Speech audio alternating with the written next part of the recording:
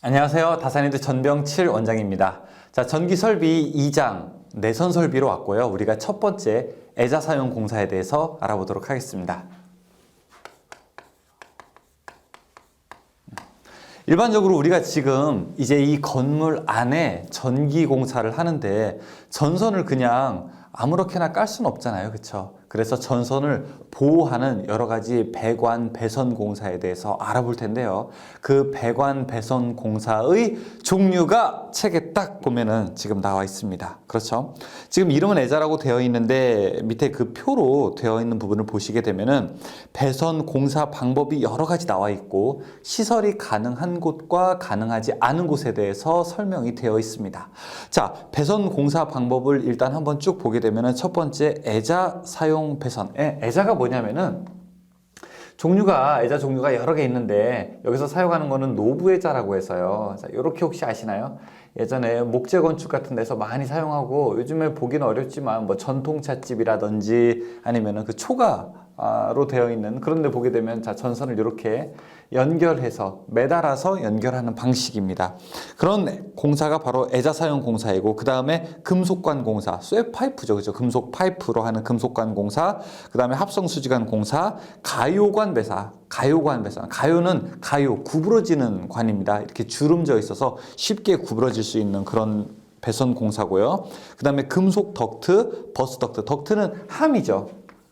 자, 이렇게 철제로 된 함에다가 전선을 안에다가 이렇게 집어넣는 겁니다. 이런 덕트 공사가 있고요. 그 다음에 케이블 공사가 있는데 뭐 비닐 캡 타이어 2종, 3종, 4종 그리고 캡 타이어 이외의 케이블 배선이 있습니다. 와, 공사 되게 많죠. 이 공사 우리가 하나씩 알아볼 거예요. 물론 이 전체를 다 알아보기에는 어려우니까 시험에 나오는 만큼 시험에 나오는 깊이 정도만 우리가 조금 알아볼 겁니다.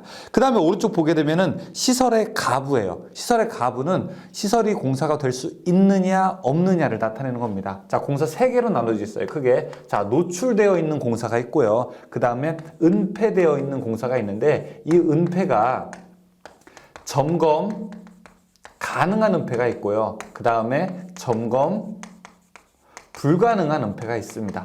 이게 무슨 말이냐면요. 노출은 딱 눈으로 봤을 때 노출돼 있다는 거예요. 이 칠판 여러분 노출돼 있죠. 자, 그 다음에 지금 여기 셔츠 노출돼 있죠. 그런데 은폐라고 하는 거는 숨어 있는 거잖아요. 그렇죠? 우리 군대 갔을 때 은폐, 엄폐 이런 거 배우죠. 은폐는 숨어 있는 건데 점검 가능한 은폐는 뭐냐면은 숨겨져 있지만 우리가 점검할 수 있는 거예요. 예를 들어 사무실 같은 곳 보게 되면은 천장이 텍스라고 하는 것 이중 천장 구조로 되어 있죠. 따라서 위에 천장을 열게 되면은 안에 전선 배관의 모습을 볼 수 있는데 그런 거는 우리가 점검 가능한 은폐.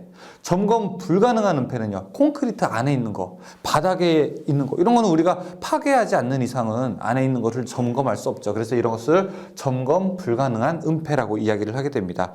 그러니까 공사 중에서 제일 어려운 거는 제일 우리가 조심해서 해야 되는 것은 쉽게 육안으로 관찰할 수 있는 노출 공사가 아니라 점검 불가능한 은폐. 그렇죠? 이런 것들을 우리가 좀 신경 써서 해야 되겠죠. 왜냐하면 한 번 공사를 하게 되면은 꽤 장기간 동안 점검을 하지 못하기 때문에 공사를 할 때 처음에 잘해야 되는 것 같습니다. 그래서 우리가 어떤 건물을 지을 때도 철근 같은 거 이런 것들을 처음부터 잘해야죠. 그렇죠? 그래서 만약에 잘하지 않으면 나중에 컴퓨터하기 쉽지가 않잖아요.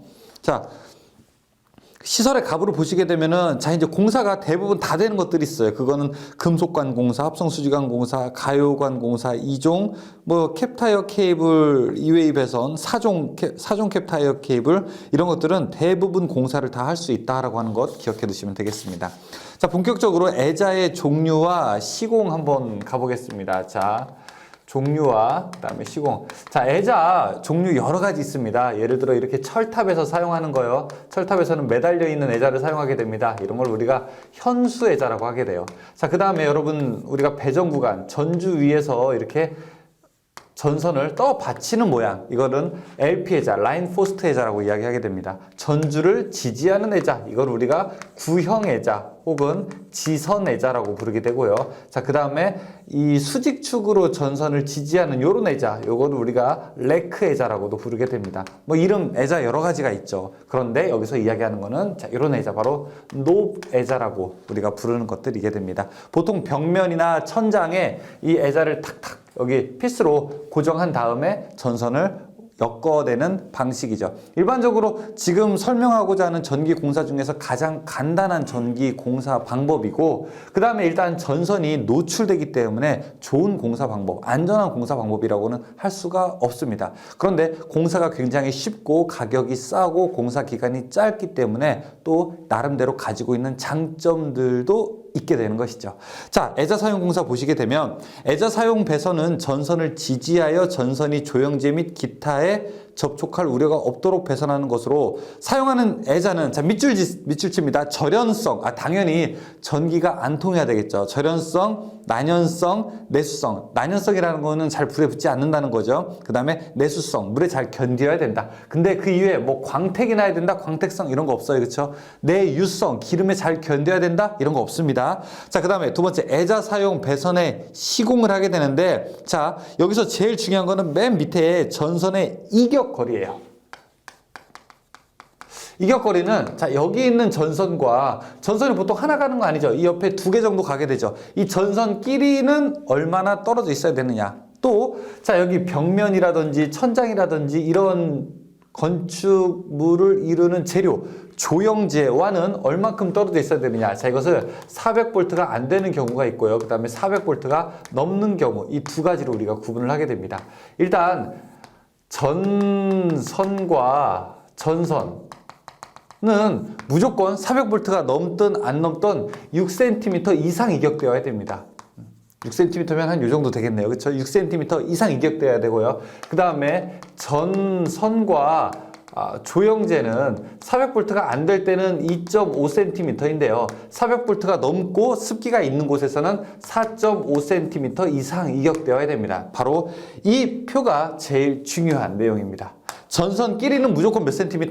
6cm 이격해야 되는 거죠. 그래서 그 표 보시게 되면은 전선 상호 간의 거리는 6cm 이상 이격되어야 된다. 그렇게 이야기하고 있습니다. 문제 한번 보실까요? 1번. 다음 중 애자 사용 공사에 사용되는 애자의 구비 조건과 거리가 먼 것은? 4번의 내유성, 기름에 잘 견딜 필요는 없죠. 그렇죠? 4번입니다. 2번. 다음 중 애자 사용 공사에 사용되는 애자의 구비 조건과 거리가 먼 것은? 1번의 광택성도 역시 관계가 없죠. 3번. 옥내 배선의 은폐 또는 건조하고 전개된 곳에 노출 공사에 사용하는 애자. 짜잔! 우리가 조금 전에 했던 거. 무슨 애자? 노브 애자. 그냥 높 애자라고도 합니다. 4번에 애자 사용 배선 공사 시 사용할 수 없는 전선은 무엇이냐? 자, 고무 절연전선, 폴리에틸렌 절연전선, 플로르 수지 절연전선이 있는데, 인입용 절연전선은 전주에서 우리 집으로 떨어지는 전선, 이것을 우리가 인입용 전선이라고 합니다. 드롭 와이어라고 해서 DV라고 이야기했었죠. 자, 5번. 애자 사용 공사에 의한 저압 옥내 배선에서 일반적으로 전선 상호간은 몇 cm? 전선 상호간은 6cm 이상이 되어야 됩니다. 6번.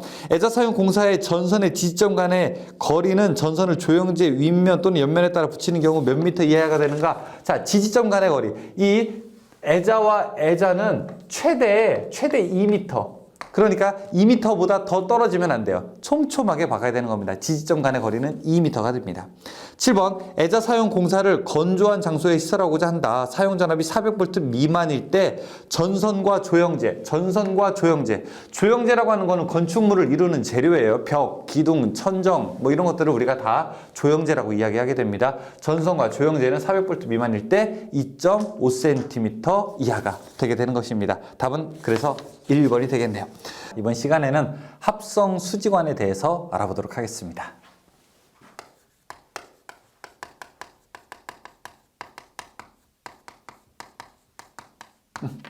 자, 합성 수지관이라고 하는 것은 쉽게 이야기해서 플라스틱 관이죠. 그렇죠?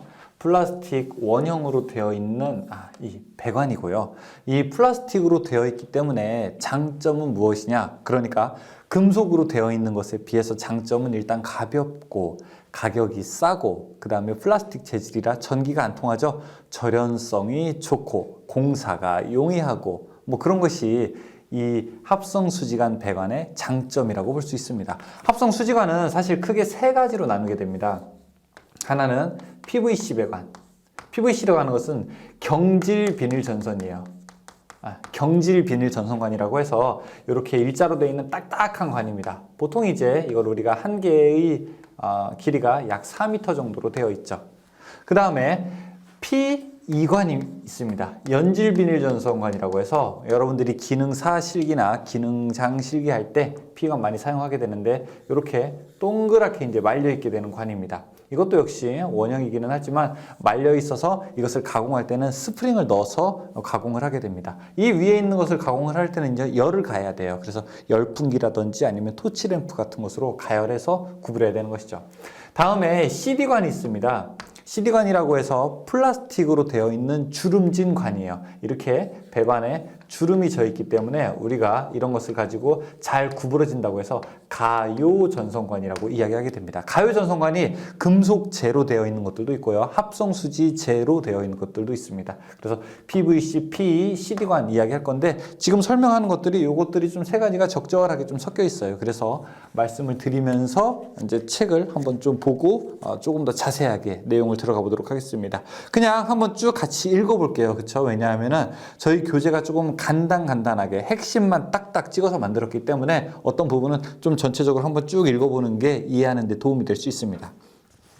합성수지관은 금속 전선관보다 가격이 싸고 시공이 용이하며 절연성과 내부식성이 좋고 가벼우며 비자성체이므로 관 자체를 접지할 필요가 없으나 이제 단점이죠. 기계적 강도가 약하고 충격이나 중량물에 의한 압력에 견디기 힘든 단점이 있다. 자, 이렇게 단점이 있죠. 합성수지관의 종류는 합성수지의 전선관으로 경질비닐 전선관, 딱딱한 거, 합성수지 가요전선관으로 P관, 그 다음에 CD관 등이 있다. 합성수지관을 어떻게 시공해야 될 겁니까? 1번, 합성수지관은 전개된 장소나 은폐된 장소 등 어느 곳이나 시공할 수 있지만 중량물의 압력 또는 심한 기계적 충격을 받는 장소의 시설에서는 안 된다. 그쵸? 아주 열이 심하거나 이런 곳에 설치하게 되면은 변형이 올 수 있기 때문에 열이 심하거나 큰 중량을 받을 우려가 있는 곳에는 공사하지 않는 것이 원칙입니다. 두 번째, 경질비닐 전선관은 두께가 2mm 이상인 것을 사용한다. 여기 관에 두께가 있을 거 아니에요, 그렇죠? 두께가 너무 얇은 건 안 되고 2mm 이상인 것만 사용하게 되고요. 커넥터에 의한 박스와 관과의 접속 방법은 아래와 같다라고 해서 뭐 여러 가지 커넥터를 이용해서 접속하는 방법이 있게 되는데 3호 커넥터법이 여러분들이 일반적으로 사용하는 방법이 될 겁니다. 4번에 합성수지관 상호의 접속은 박스 및 커플링을 사용한다. 자, 전선관을 사용하다가 조금 더 길어야 돼요. 전선관이 짧아요 라고 할 때는 전선관을 우리가 커플링을 이용하게 되는데 그 커플링은 여러분 커플링이 뭡니까? 우리 반지 끼는 걸 커플링이라고 하잖아요. 그렇죠? 그런데 그런 커플링은 약간 큰 관에다가 두 개의 관을 이렇게 양쪽에서 삽입해서 꽉 끼게끔 하는 것을 우리가 커플링이라고 이야기하게 됩니다. 근데 이때 관을 살짝만 넣으면 안 되겠죠. 충분히 깊이 넣어서 안전하게 우리가 끼워야 되겠죠. 이때 삽입하는 깊이가 또 문제로 나오게 됩니다. 이때 만약에 일반적으로 삽입할 때는 관의 바깥지름에 약 몇 배? 1.2배 정도를 삽입하는 것이 일반적인데요. 그런데 만약에 여기다가 접착제를 사용한다. 그럼 조금 봐줄까요? 그럼 0.8배 정도까지만 넣어도 괜찮습니다. 자, 커플링에 들어가는 관의 길이는 관 바깥지름의 1.2배 이상으로 한다. 단 접착제를 사용할 때는 0.8배 이상으로 한다. 요거 두 개 잘 보셔야 됩니다. 깊이가 얼마냐? 단 접착제를 사용한다. 그러면은 딱 0.8배로 가야 되는 거죠. 자, 6번에 관 길이 1.5m 이하마다 새들로 고정시켜야 된다. PVC 합성수지관의 길이는 4m이다. PVC 합성수지관의 길이는 4m이고요. 그 다음에 지지점 나왔습니다. 아까 지지점이 애자는 몇 미터 이하? 자, 2m 이하가 돼야 되는 거고요. 그 다음에 합성수지관 같은 경우에는 지지점의 간격이 1.5m가 됩니다. 다음에 전선과 합성수지관의 굵기 선정. 합성수지관의 배선에는 절연전선을 사용해야 되며 당연히 이 배선 안에는 절연전선을 사용해야 되겠죠. 지름 10스퀘어를 초과할 때는 연선을 사용한다. 그리고 1m 이하의 합성수지관에 넣는 것은 관계가 없으며 관 내에서는 전선의 접속점을 만들어서는 안 된다라고 되어 있습니다.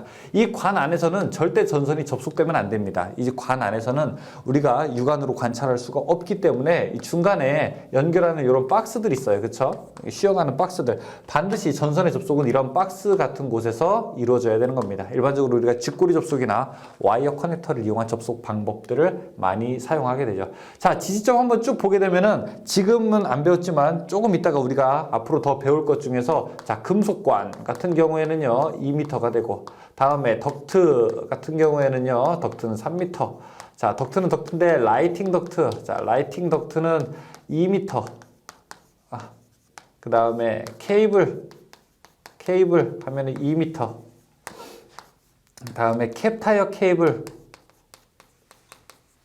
하면은 1m. 이렇게 이제 우리가 쭉 뒤에 가면서 이 지지점 간의 거리도 공부를 하게 될 겁니다. 이것도 외우셔야 돼요. 자, 그러니까 외울 게 많죠. 그쵸? 외울 게 많습니다.